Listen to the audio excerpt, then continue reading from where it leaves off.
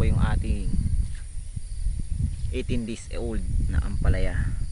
Yan. So mayroon na rin pong bumuka yung mga bulaklak. 18 days mula ng ating itanim dito sa ating plat. Meron na rin siyang mga side shoots na lumabas. Yan. So yan na yung ating 18 days. So flowering stage na po siya. Yan. So meron na siyang mga bunga. Yan o, unang bunga. Marami ng side shoots. So soon magpo-pruning tayo. Babawasan natin ng kunting sanga. So ito na siya, yung ating ampalayang Galaxy Max F1. So yung iba, mga naputol yan na nagkakaroon na ng mga sanga o panibagong talbos. Yan. Ito.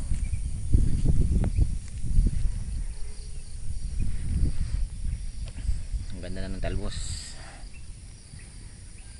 Yun, may bulaklak na oh. Bunga na oh. Na 18 days meron na siyang bunga. Yan.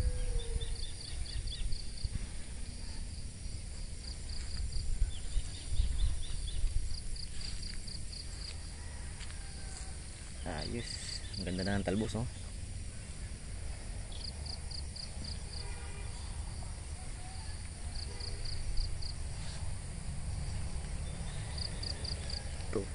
Taas na, kunti na lang, aabot na siya sa pinakataas.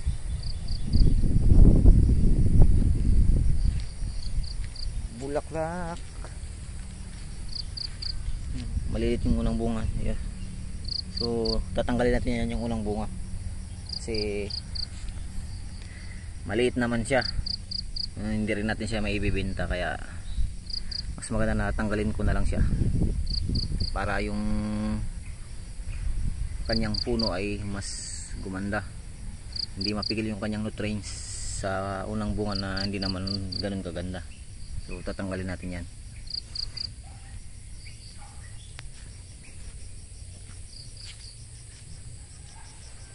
So ayan na yung ating ampalaya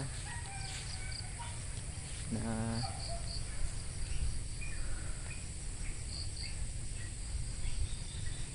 two weeks para mag 3 weeks pa lang to eh. 18 days. So pa 3 weeks na siya. Flowering stage. Ayan, ayos.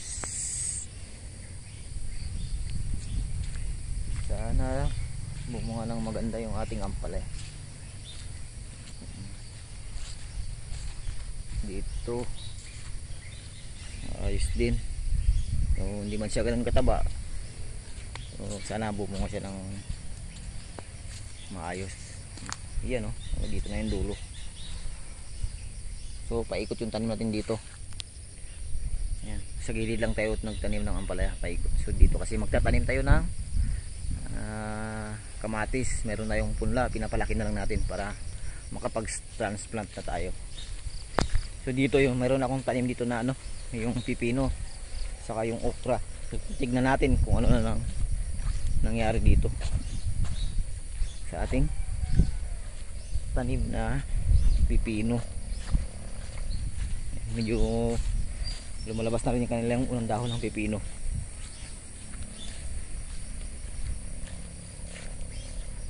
Yun yung tataniman natin ng kamatis, sa dating kamatis din. Ito naman ang ating pipino. Yun, meron ng unang dahon, lumabas na oh. Wow. Yan oh. Ito bakante. Kasi may mga namamatay, nalalanta. Marami ng bakante. So ayos na rin oh. Tagdalawa yung tanim ko kasi para may mamatay man, meron pa rin kapalit na isa. Katulad yan oh, namatay yung isa. Dalawa yan, kaya meron pa rin natirang isa. Ayos oh. Maraming namamatay dito sa pipino, nalalanta. So hindi natin na-prepare na maganda yung lupa, kaya ganun. So sige lang, basta may mabuhay lang at mayroong maiwan na bubunga. happy na tayo. Ganda. So yun na yung ating pipino. Meron ng unang dahon. Yung pangatlong dahon niya na yan, oh. Yan, oh.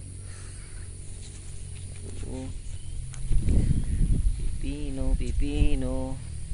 So ito yung pipino na ito, yung variety ng pipino ay yung Legacy F1 ng SW Seeds. Yan. So ito yung mga namatay, so tataniman na natin ng panibago. So ulitan natin siya.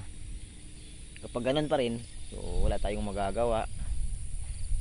Yan. So dito sa kabila niya yung okra. So tumubo na rin yung ating okra, medyo malalaki na rin sila. Yan, oh, yung ating mga okra.